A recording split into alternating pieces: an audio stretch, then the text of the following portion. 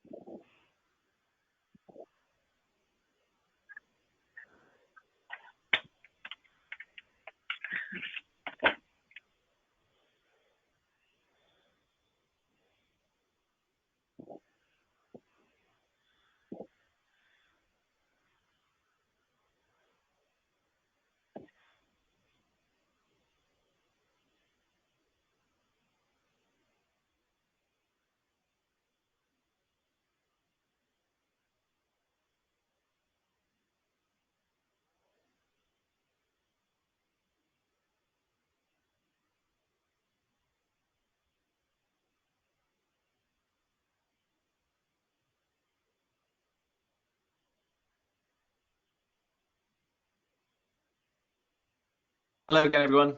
Thanks again. It's Andy Sherritt here from IT Health.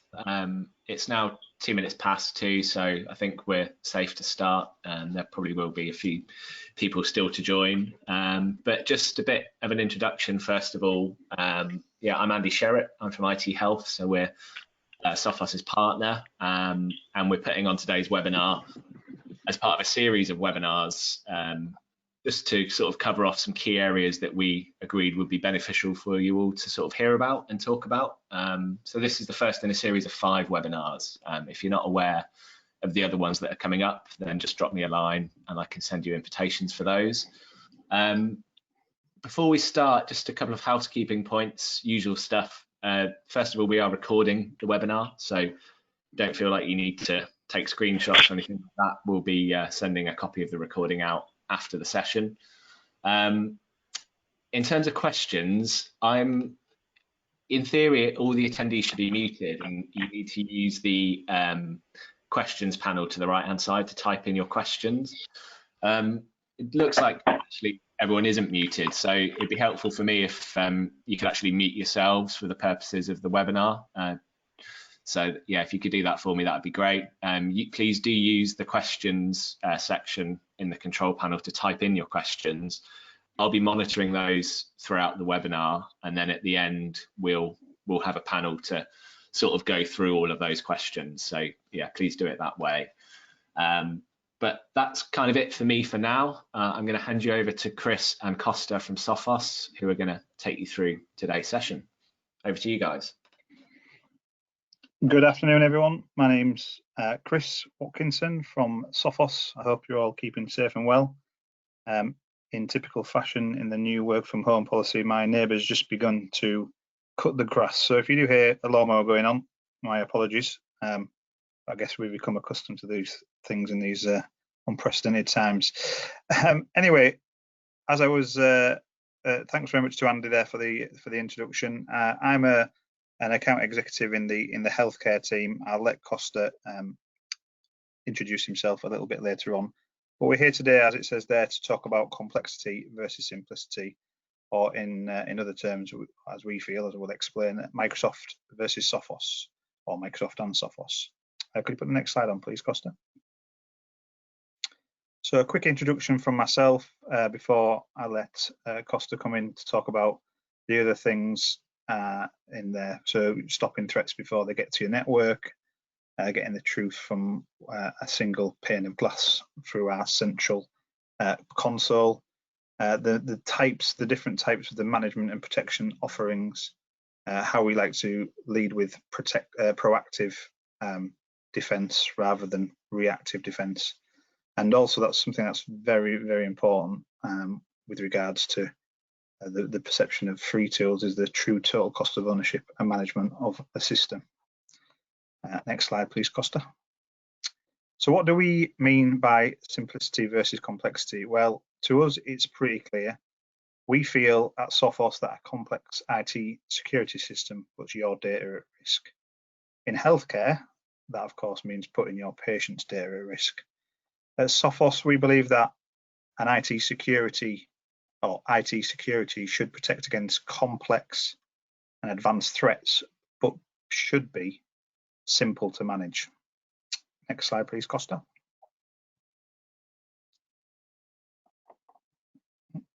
Just wait a sec. So Sophos recently conducted some research which confirmed a few things that we already knew about IT security in healthcare.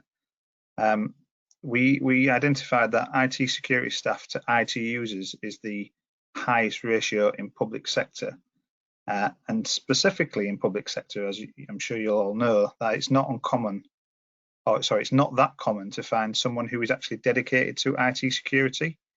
It's often part of someone's job role rather than actually their whole job.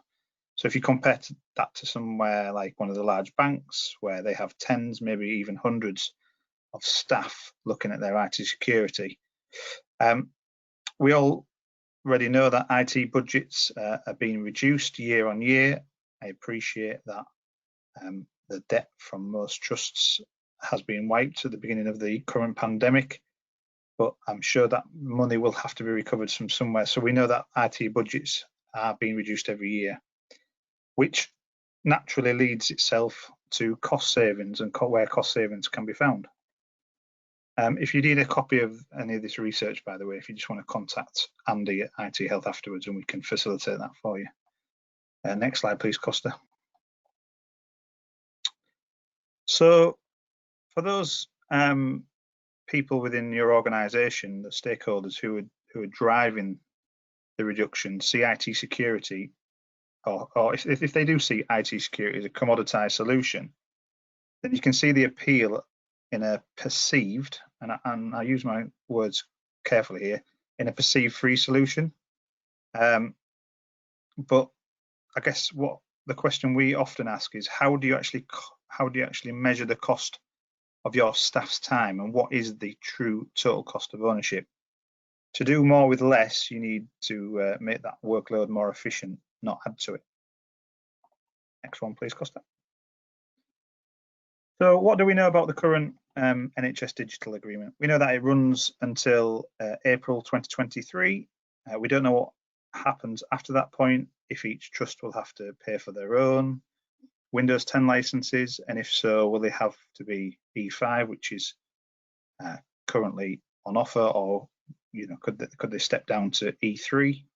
I know through past experience that E3 is considerably cheaper than E5, so does it make sense at that point to then look at a third-party tool for IT security?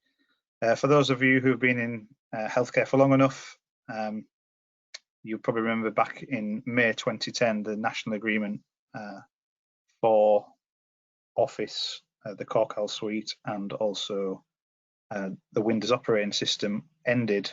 And I think even up to very recently, people have still been using Office 2010, which suggests that people in healthcare look to sweat assets as much as they can, because especially Office, these things are very expensive. So we don't know what's going to happen after 2023 and what or whose responsibility it will be to continue that subscription. Only Defender ATP is mandated, and that their ATP is their post-analytical tool. It doesn't do any specific proactive monitoring. It's after an event's happened. It doesn't include server protection. So while endpoints are probably your most vulnerable asset, servers contain your most important data. And as they hold your patient data in clinical applications, it is paramount that these are looked after in the same system. It may not be that significant, but it only supports Windows OS, so no Mac or Linux. And yeah, a lot of people don't understand this when considering Windows as an option, but there's the Defender option doesn't really include device control, or doesn't include device control. Therefore, this is something that needs to be considered. Next slide, please, Costa. So, as you can imagine, as Sophos cover 1 million endpoints in health, at the point of renewal, the biggest consideration is a move to Defender. However, I am pleased to say that the majority, and I say majority, not all have signed to longer term deals, but a majority have signed up to new deals. And what that's allowed us to do is learn over the last couple of years as to the rationale as why a paid for option, which is Sophos in this scenario, was chosen over Windows Defender. As you can imagine, all our clients that have renewed went through a rigorous exercise and tendering process to find out which was the best fit for their requirement. Costa will go into a bit more detail on each of these, but the things that we've discovered from a high level, that Microsoft is complex to manage, so there's many dashboards and tools to achieve a single ecosystem as achieved in Sophos, and many of these dashboards have a cost. So if you think about SCCM or Intune as an example. Complex to configure, again, Costa will go into more detail, but you'll see that a lot of manual configuration, which opens up risk of human error. Our focus is allowing you, our users, and let us, the experts, do all the heavy lifting. Other considerations that were made from our existing clients were how Microsoft stacks up against other vendors, not just Sophos, but other vendors too, such as detection rates and false positives. There's also the cost of change, testing, installing, configuring. Learning how to manage a new system can often outweigh the cost of a subscription of your existing solution. This is always one that comes up, support. There is a little bit of ambiguity, I can say, around where you go for support. And I'd be interested to hear your thoughts on this. Is it NHS Digital? Is it Microsoft themselves? I've had one customer tell me that each instance of support is £400 per case. Personally, I've had experience navigating around Microsoft support, and it hasn't been a pleasurable experience. And finally, that trust, Sophos is an IT security. It's all we do. It's all we've ever done. It's all we ever will do.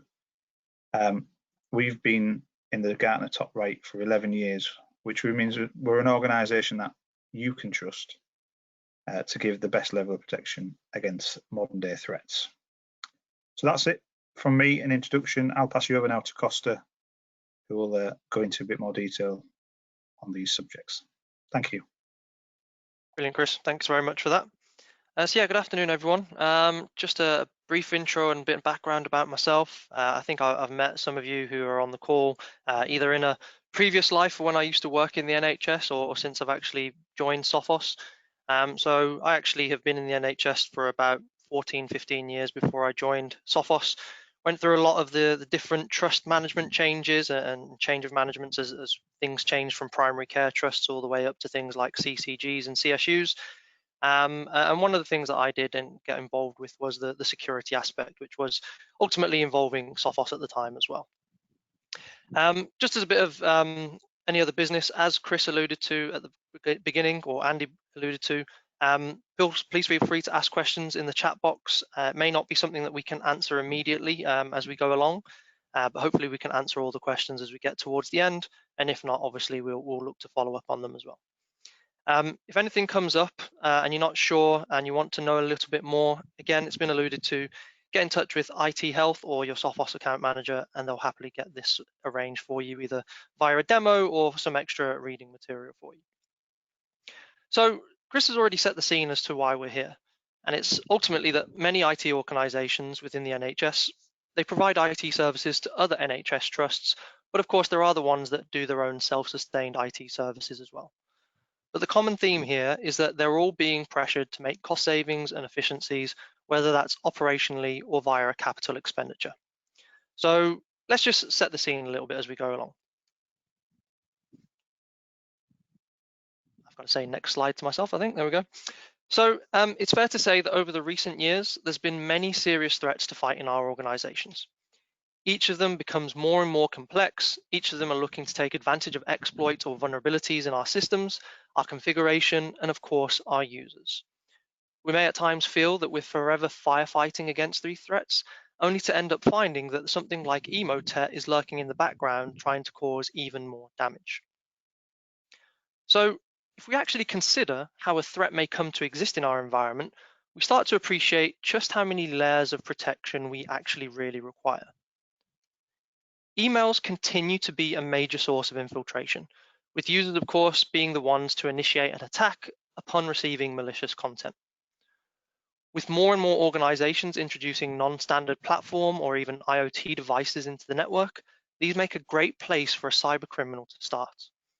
Vulnerabilities exist across all of these platforms, and so ultimately, we should be doing our best to protect everything in the network, especially those less common and less secure devices. Here on out, once something has been compromised in the network, well, the threat starts to spread. Attempts to steal data, credentials, and ultimately every organization has data, and this data is a valuable asset to the cyber criminals. They can leverage this data to spread their threats further into other organizations. They can find buyers for your data, or they can even use that data against you by making threats of reporting you for a GDPR breach or similar.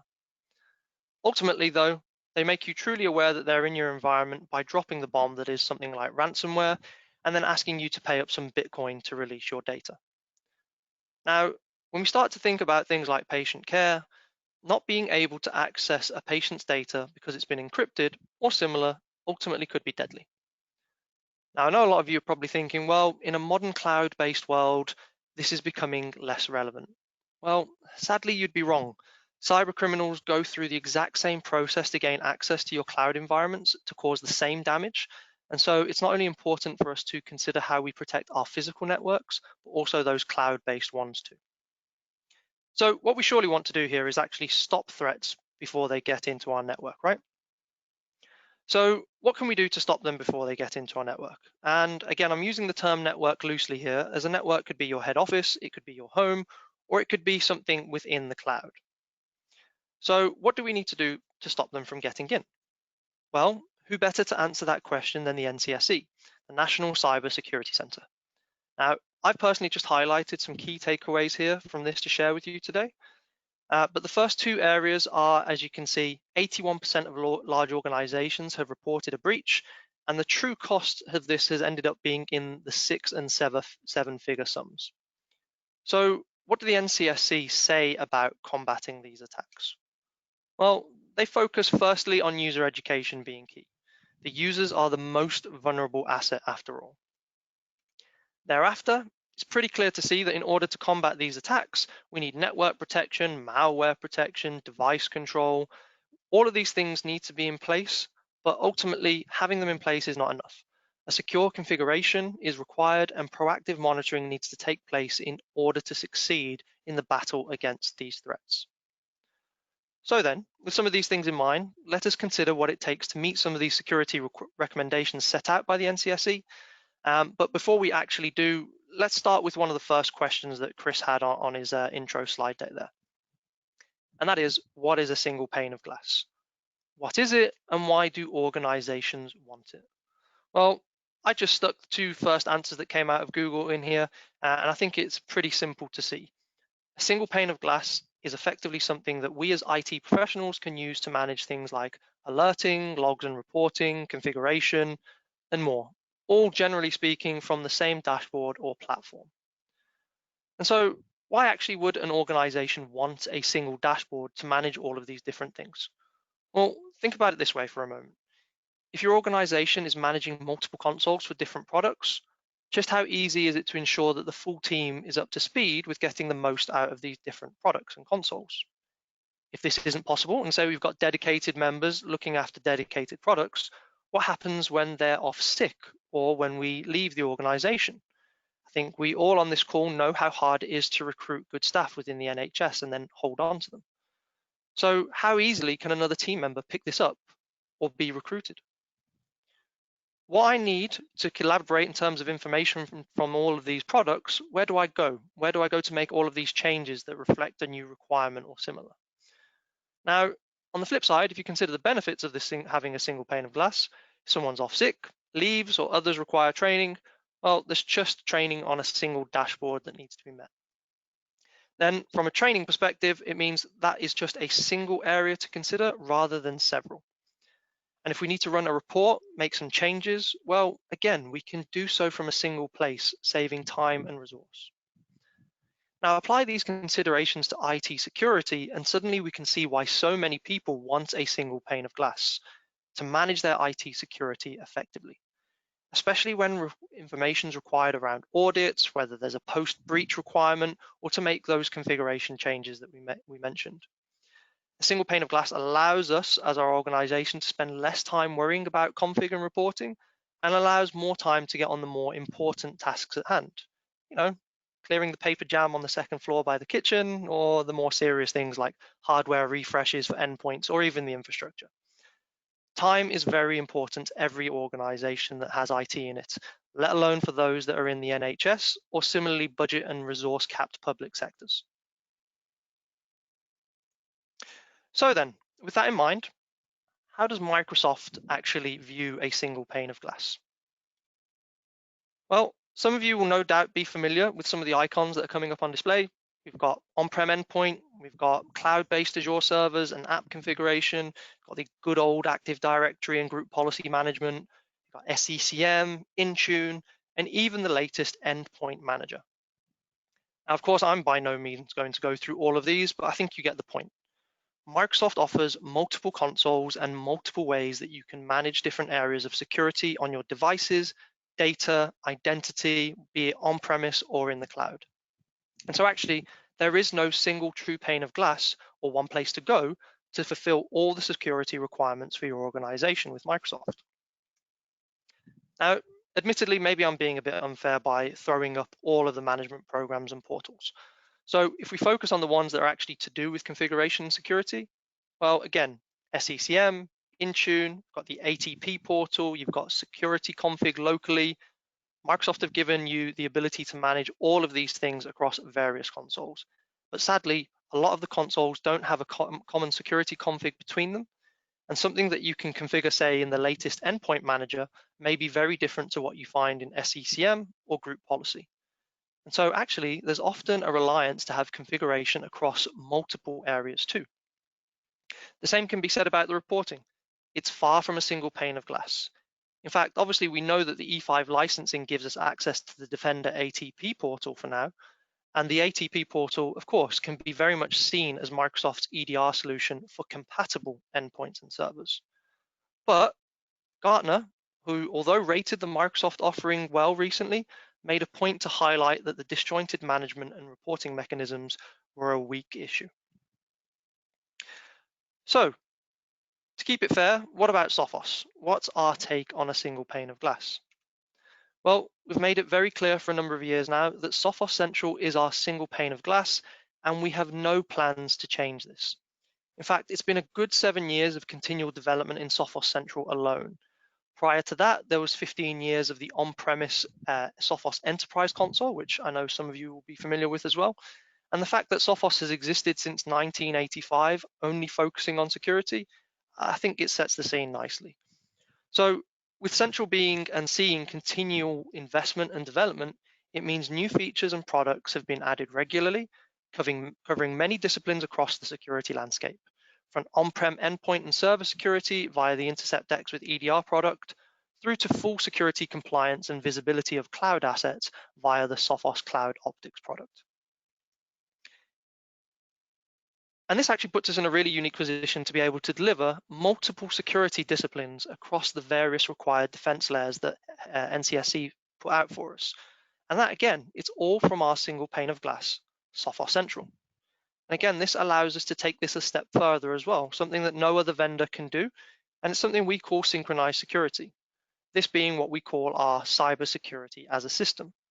It's something Sophos are, of course, very proud of, and it's at the heart of a lot of the security offerings. From going for things like our endpoint and firewall, we share health and telemetry between them. We share mobile health compliance with our wireless access points. We've even got the ability to automatically enroll people into user education training if they've been identified as a risky user using our cloud email gateway product. Now, I don't unfortunately have the time to go into synchronized security in all depth today. So again, if you'd like to know more about the individual capabilities across the product set, please don't hesitate to get in touch. So back to the single pane of glass, Sophos Central. When we say single pane of glass, we really mean it. The central dashboard is rich in information at a glance view. You've got the ability to deep dive further into each product's logs and reports within a couple of clicks. You've of course got the API integration to offload these to a SIEM if you'd like to do so as well. But otherwise, all configuration options are but a couple of clicks away. Central provides the single true pane of glass visibility across the whole estate, whether that's Windows, Windows Server, Mac, Linux, Android, iOS, even Chromebook. Cover things like virtual servers in AWS and Azure, and then of course things like our firewall and email gateway products. It's all covered in the single one dashboard. And if you take, for example, something as simple as user information, should you choose to synchronize your AD with Sophos Central, be it on-prem or Azure AD, you can actually make those users available to the whole Sophos Central platform. The same user information can be used to align a user with its endpoints, so we can see what they're accessing, we can see what mobile devices they're using, and these devices are all showing their alerts under the same user view as we can see on the screen now. The synchronized email address can be used to protect the user's mailbox using the secure email gateway, or again, we can even enroll those users in our education tool, Sophos Phish Threat. So really, from a single pane of glass perspective, there's no comparison. Microsoft has a bit of a, shall we say, patchwork quilt approach of reused, rebranded, and maybe at times complex solutions, whereas Sophos here has really had a purpose-built Sophos Central dashboard from the beginning. Okay, so we know what a single pane of glass looks like, and I'm now going to move on to the management of these protection offerings, but I'll only be focusing on the endpoint and the server side of things. And I hope, by the way, you weren't taking a shot every time I said single pane of glass, as you'll probably be in trouble for the next 20 minutes. So from a management perspective, if we begin by considering the simple idea of configuring a policy for endpoint protection. Many of you on the webinar, you'll no doubt be familiar with the Sophos way of doing this. If we're new to Sophos, well, when we create a new threat protection policy, we've got the use recommended settings ticked by default. That means that we've done the heavy lifting for you, and this is our recommended best protection settings. It includes things like the basic AV, the remediation, and of course aspects of the next gen technologies such as exploit protection, ransomware protection, and more.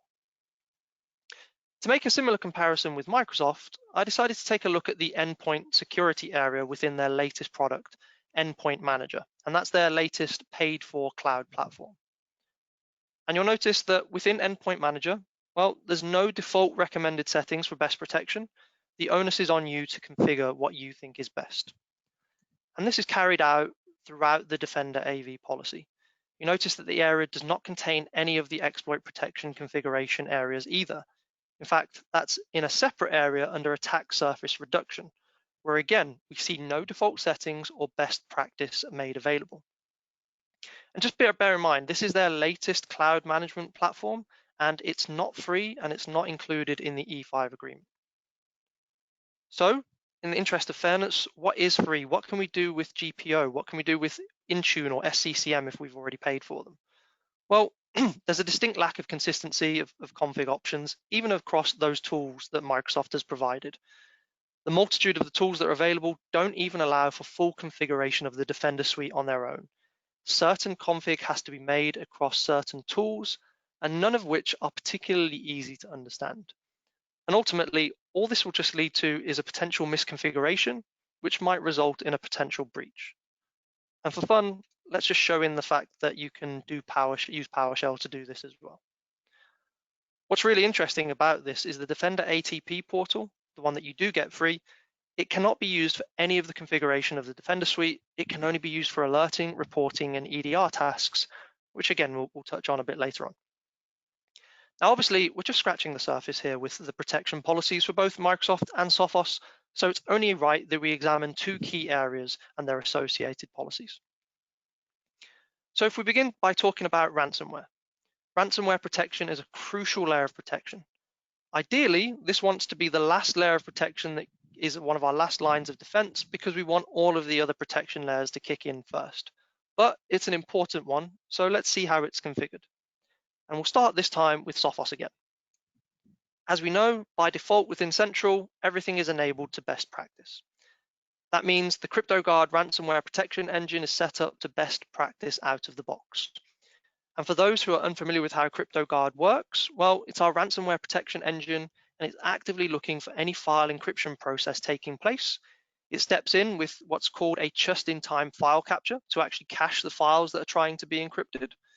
And this means that should any of your files actually be compromised, the CryptoGuard engine is able to revert the affected files back to their original location.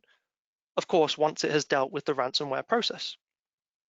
This is applicable to all file location that an InterceptX protected endpoint or server has access to, and it extends protection to remotely run ransomware too.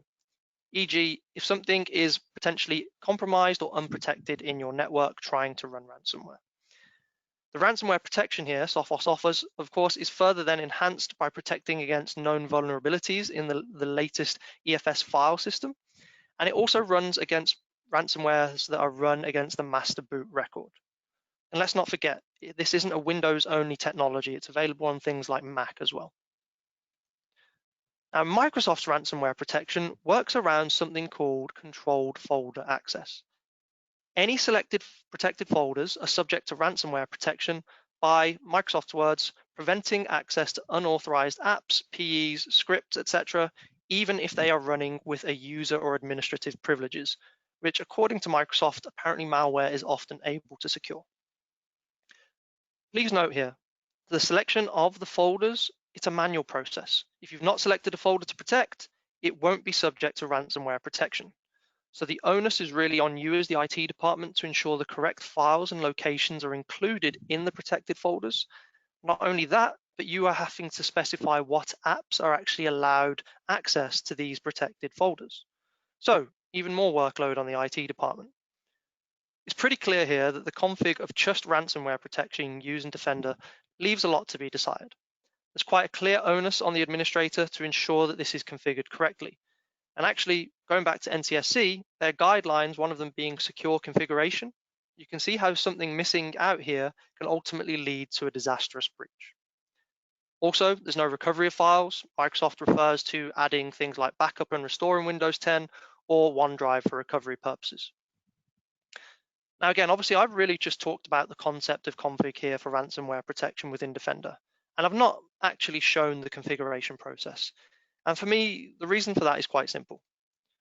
Microsoft's own article suggests that there's 6 different areas this can be enabled and configured from, all of which have got different bits of config. Obviously, some of these tools are free, some of them aren't. So we'd be here a long time if I was to actually describe their ransomware protection config process. Contrast that to the single tick box in recommended settings, or even a radio switch if you're not using the recommended settings.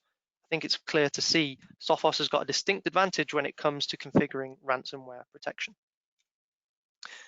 Next, let's talk about exploit protection and its configuration. Exploits take advantage of weaknesses in legitimate software like Adobe and Microsoft Office to infect computers. Quite often, an exploit is how something like ransomware gets started on your network. It performs reconnaissance before it deploys fully, or it uses the exploit just to actually have a means of deploying more traditional malware to bypass traditional detection methods. So again, how do we configure this from Sophos perspective? Well, again, it's enabled by default. And if we're not having the recommended settings tick box, then you'll notice that it's just a radio switch with a few tick boxes. And that's pretty much it. I don't have anything else to explain for the exploit protection settings. So I'll just throw in the fact that if you want to add in an exemption to these detections, a policy exclusion, you just go to exclusion and then browse by the detected exploits.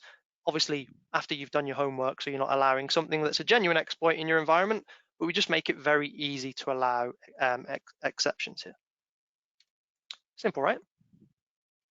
So again, let's go through the same exercise for Microsoft's exploit guard and their attack surface reduction techniques. And I'll start with group policy this time. Now, by default, there's not a lot in here, and the bit that is in there actually requires you to import an XML of the required config settings. To get the rest of the settings, you need to add the latest ADMX templates for the latest versions of Windows, which we of course know are on a 6-monthly cycle. Still not a huge amount in there, so you'd imagine that the config in the group policy setting make a little bit more sense now that they're latest ones. But again, sadly not. There's just nothing really by way of options to configure, and what is there is blatantly a manual configuration that's involved. Now, group policy is free, and again, if your machines are domain joined, obviously, but in the interest of fairness, let's look at the tools that you can pay for. So we've got SCCM. Beast of a tool in itself, very expensive, complicated to manage, and it's not something that's part of the E5 license deal. There is more configuration available in here, but as you'll see, it's scrolled down to the bottom of that image there, but it's quite an extensive list, and none of this is actually enabled by default or has a recommended settings option. The latest Microsoft Endpoint Manager has a similar looking set of options, but they're not identical.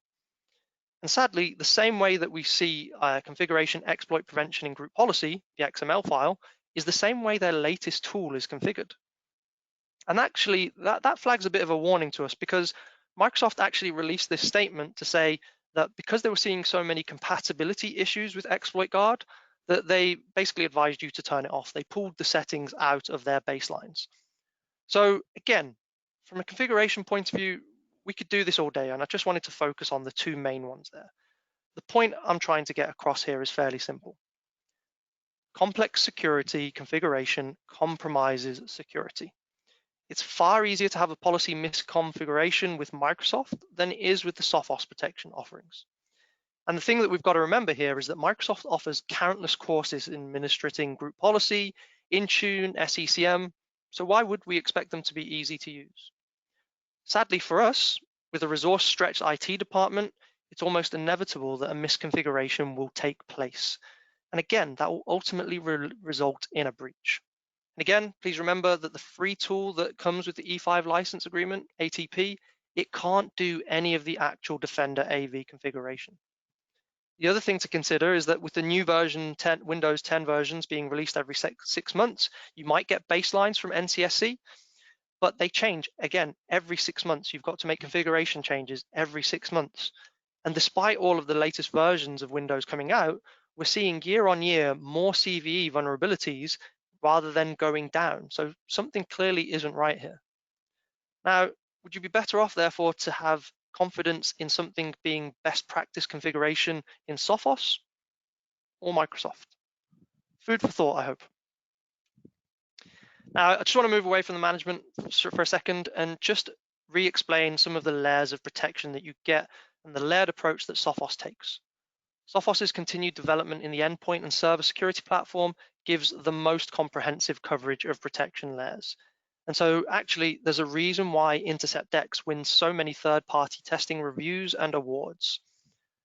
People often obviously like to talk about the Gartner Magic Quadrant. So let's again, like Chris said, not forget, we've been there for 11 years as a leader, not just one. All of the other performance tests and reviews speak for themselves. And in fact, only recently, Sophos scored yet another 100% score from from SE Labs. Sadly, the same can't be said for Defender.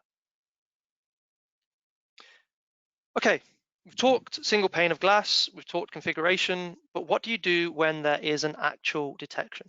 Or what do you do when there isn't a detection? What options have we got around responding to a detection, responding to indicators of compromise, and even conducting our own threat hunting? Well, again, in the interest of fairness, we'll compare the InterceptX with EDR tool against the Defender ATP EDR offering.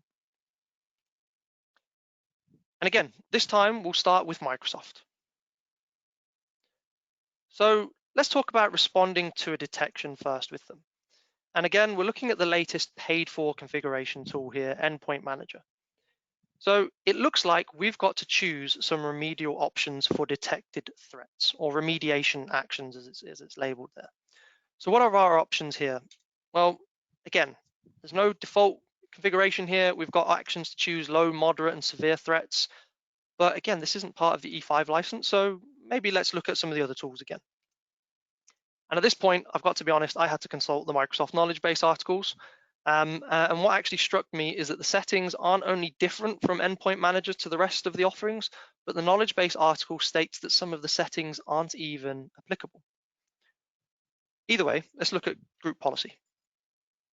Now, I just want to focus your attention in the help section. Notice that it says, customize which remediation action will be taken for each listed threat ID when it is detected during a scan. So that's remediation action based on a threat ID. But what if I don't know the threat ID and I haven't listed it in here? Okay, at least the next setting allows us to choose an action based on a threat level. Again, we're not exactly seeing simple configuration here, nor are we looking at any consistency between the different Microsoft offerings. So let's say we get these configuration settings right. What else does Microsoft do from an automatic remediation point of view? Well, according again to the Microsoft knowledge base articles, it seems that for some remediation actions, you may need to trigger a full scan of the device. Something that, according to this knowledge base article, can be done using group policy, PowerShell, or WMI. It's not quite clear what happens if these scans are missed, but let's move on to Sophos. I've mentioned it time and time again, by default, we're enabled to remediate malware and more, of course. And if you get things like PUAs that are being detected, obviously you've got the choice to authorize them if needs be. If something triggers any of the next generation detection technologies, exploits, ransomware, well, Sophos automatically deploys the Sophos Clean engine. So where some organizations may look for, shall we say, a second opinion scanner, Malwarebytes rings a bell, Sophos Clean comes in and examines the whole system. And this is with a view to not only removing the malicious actor, but to actually clean other files that may have been dropped, registry keys, and more. And again, this is completely automatic and enabled by default. The Sophos Clean engine will start scanning and remediating immediately. If the threat is coming from a remote IP address, command and control server will block access to those network locations too. And if that's not enough, well, you can automatically isolate the device when we have a red health status or a serious detection. So again, from a detection and automated remediation point of view, I hope that you can see just how much easier it is to configure with confidence that Sophos will remediate the threat automatically for you over the Microsoft offerings. But what else takes place automatically? Well, those who use InceptX will know that we automatically generate what's called a threat case or a root cause analysis. And these go into what's called our Threat Analysis Center. Now, this full and relevant root cause analysis is generated. So we're showing you the things that are relevant to the process of the threat chain. Now, quite simply, you can see on mine here, on my machine, I had a root cause of edge. So basically the threat started at edge. And the point where we picked this up was something called confirmation.exe, and we detected and cleaned this up. Now, from a graphical visualization perspective, we can see edge went to some URLs. Those are obviously clickable if it wasn't an image. But we can see that we were able to write the file as a temporary file before it got moved, and it automatically called itself and started to run ransomware. Now, for a lot of people, that is a lot of useful information, and we could actually see then that we'd maybe block URLs that this source came from or similar. Actually, if you want to know more information, you can pull a full forensic snapshot by clicking the button that's highlighted, and this can be uploaded directly to AWS storage, for example. If you want to manually isolate the device whilst you continue your investigation, you click on the isolate option. If you want more information on anything like the confirmation.exe, well, we can click on that file and we can actually submit it directly to Sophos Labs for analysis. And then we get a generated report summary. And that will allow us to then make a decision as to what we want to do. Do we want to search elsewhere for this item, or do we want to clean and block it here and now? Well, if you choose the search for item, you'll see every instance of this file that's been seen in your environment. We'll see when, if it was last run. So in the first two cases, you can see it's been run, but on the third one at the bottom, it hasn't. And we can see in this environment here, the option again to isolate the devices while we look at them, clean and block them, or another action that we can take is actually to generate a threat case so we can see how it came to be on another machine even if it didn't trigger a detection because it was maybe dormant or similar. Now, back over to Microsoft. When a threat is detected with Defender ATP, of course, an alert is generated. And if it's serious enough, an automated investigation is triggered. These can be triggered manually, but remember the Sophos generated threat cases or root cause analysis, they do all happen automatically to do with a threat, whereas the automated investigation ones pick and choose which ones they do generate. And these can take a bit of time to generate as well. You'll notice the one that I was running in my lab took over 2 hours for this to be generated. And time is quite important when we're looking at a threat and it's been discovered, or maybe even actively attacking our infrastructure. So what was really odd here was that the suspicious Office behavior that I first run triggered this detection, but the ransomware attack didn't. I actually had to manually trigger investigation there as well. Now, oddly again, it seems that a lot of the alerts don't support investigation either. So that might leave you in the dark with some of the detected threats. But anyway, looking at the investigation, what does an IT team member have to look at in order to gather an understanding of what's happened? Well, almost similar to the Sophos root cause analysis, we see a group of files in a nice diagram. But the first thing that struck me here was actually that there's nearly 4,000 different file entities that are considered here. And actually, when there's only really 3 things that are involved, the website and the downloaded file and the actions that it took, it's maybe a bit overkill for some of the information that we need. ATP here has generated those nearly 4,000 total entities to consider. It's no wonder that it took nearly 2 hours to build the investigation. It's giving us potentially a load of information that we don't need. So the comparison here with the EDR solution from Sophos is that we have the option to pull the full forensic snapshot, and the root cause analysis that we do generate is a relevant one. And now I know, speaking from experience in my old NHS IT team, we had no dedicated IT security resource. And so there was very little chance that actually someone would have enough time to go through all of this. And the chances of one of us understanding it fully were probably a little bit more slimmer because ultimately none of us were threat experts. Now, coming back to the root cause analysis of this investigation, I actually have to click into the alert to see this rather than the automated incident. Now, what's really strange here is that this is the exact same threat that I ran on my machine. And despite the 4,000 associated entities with this threat, only 2 bits were present in their graphical visualization. Of course, there's going to be more options here. There's going to be the option to search for the files and the like here. But generally speaking, there's no option to generate something in a simple manner that we can digest or that's useful. And to bring this back full circle, although there is the manual device isolation piece, it can't take place automatically. Similarly, there's no automatic deep scanning for remediation. These have to be triggered by a scheduled scan, unlike, of course, the Sophos Clean engine. So, consider just how much time you currently spend looking at threats. Do you have the resource and capacity to spend maybe more time dealing with these threats? Or do you rely on the security solution to do the hard work for you? Now, just moving on to the purposes of an EDR tool here, one of the ideas is that it gives you indicators of compromise to look for in your environment. And the InterceptX with EDR tool actually does this automatically for you. We generate IOCs in the form of threat indicators, and these are generated from our machine learning engine automatically. They can be investigated further via threat cases, and you can find them, block them, just like you did with the other automatically generated ones. Defender, on the other hand, is not proactive in providing you with the insight to these detected IOCs. Instead, as with a lot of the Defender solution, it seems, you've got to configure this in order for you to be alerted to them, which seems a bit counterintuitive to me. So what next? What about the proactive threat hunting instead of just going by suggestions made or a list that you've specified in ATP?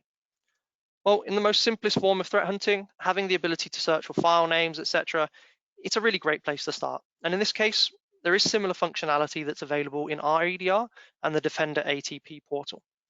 The main difference here is actually that the search results themselves from Sophos perspective are only for things that are potential threats, e.g. something with a low or unknown reputation.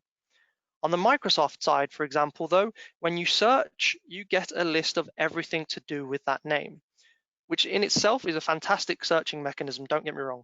but where do you start looking when you've got thousands of files having the good mixed with the bad mixed with the maybe bad, and the maybe bad mixed with the good? It's not really intuitive again. And if anything, if you want to actually search a little bit deeper within the Sophos EDR ones, everything, like I mentioned, can be turned into a threat case and have all of the same remedial actions that we already discussed. Isolate the device whilst you investigate, search for the item everywhere in your environment, clean and block. You get the gist.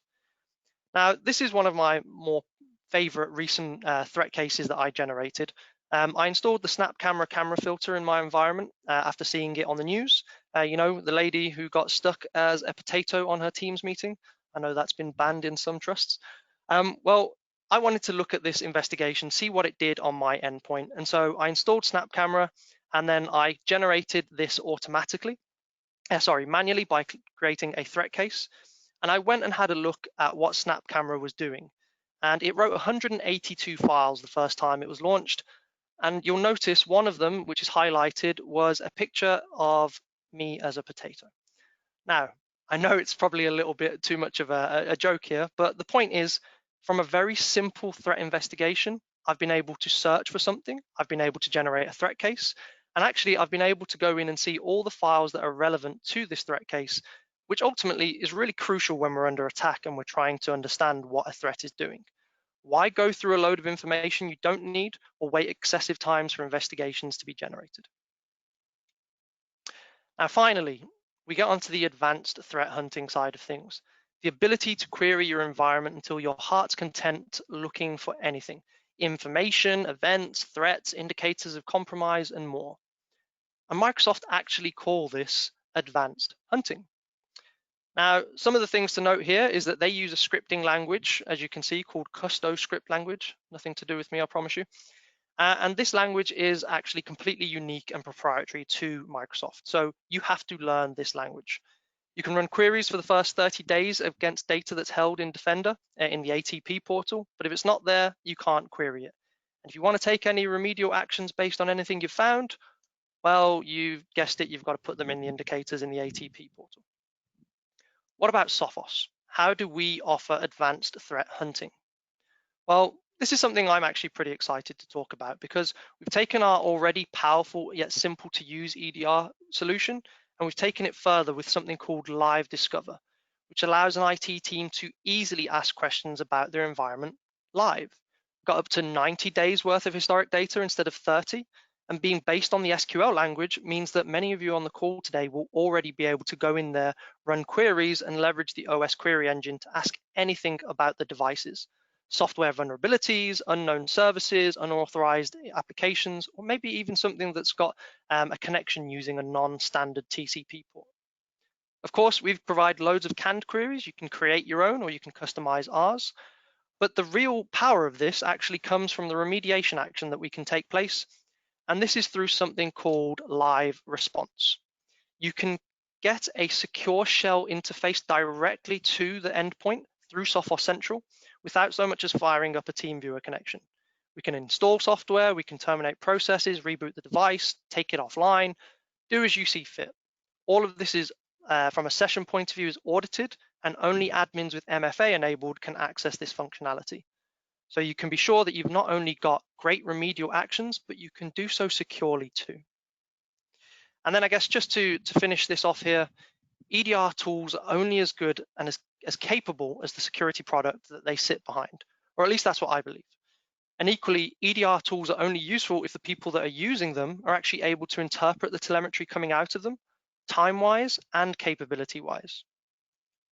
So obviously, we've considered a lot of things today, and believe me, given more time, we could cover even more ground. But to finish today's session, I just wanted to readdress something that Chris mentioned earlier on with regards to cost. What do we need to consider and factor in to understand the true total cost of ownership for our endpoint and server security? Well, there's a lot of things on the screen here. I'm not going to read through them all to discuss them, but some of the key ones: staff training, secure configuration. What do we do based on a ransomware and advanced threat in terms of recovery and detections? What can we do to be proactive? And what Chris mentioned earlier, what kind of support do we have with Microsoft, whereas we've got one open-end support with Sophos. So for me, the bottom line is pretty simple. Something isn't free or included if the total cost of ownership is actually higher than what a paid-for solution would be. And guys, that's where I just want to leave it. I just want to obviously take the opportunity to say thank you for everybody that's still with us. I hope today's session has been useful. I know that there's been a few questions that have come through. So at this point, I'm just going to hand back to Andy at IT Health. But again, thanks very much, everyone, for your time. Thank you very much, Costa. That was really interesting and well articulated as well. We only have one question so far, so please, if anyone else has got anything, then please post it in the next couple of minutes so we can cover it.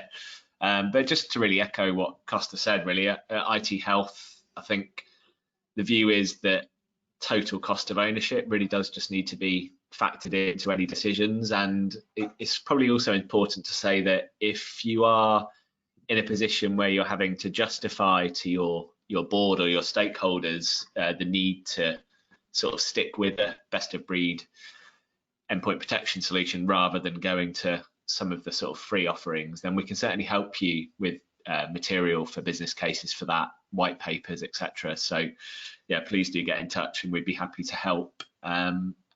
So in terms of the question that we've got, it's come from Jeff. Thank you, Jeff. And Costa and Chris, I might direct this one to you guys if that's okay.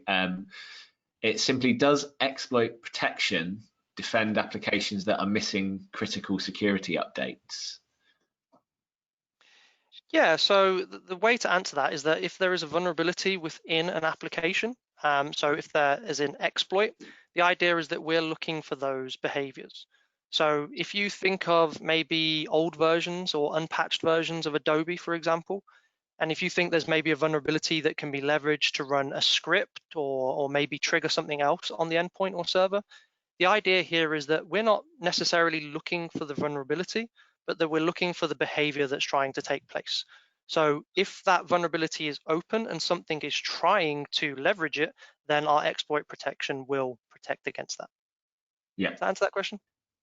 It does, yeah. I think it's ultimately, you know, without wanting to say too much, different vendors will address that in different ways, won't they? And it's important to realize that there's not necessarily only one way of protecting yourselves on those sort of legacy OSs. So again, we can talk in a bit more detail about that, Jeff, if you want to get in touch afterwards. But yeah, we still haven't had any other questions. So probably also important to say that as soon as you leave the webinar, you'll be presented with a questionnaire, or kind of a short survey, really. So if you could please just take a minute to fill that in. You can also leave any additional questions there, and I'll answer them as a follow-up email. Costa, would you just go on to the very last slide, please? Yeah, sure. And here are the details of the upcoming webinars. So it's likely that you'll have had invitations from myself and Chris Booth for these. But again, if you haven't and you want to get involved, then just drop us a line. I'm sure we'll actually include details of those when we send you the recording of today's session. But if there's no more questions for now, take the opportunity to thank you all again. Enjoy the rest of your day and hopefully some more sunny weather before it turns cold again. But yeah, thanks everyone for the time. It's much appreciated. And thank you again, Costa and Chris. No problem. Thanks again, everyone, for joining. Speak to you soon. Thank you. Bye-bye. Bye.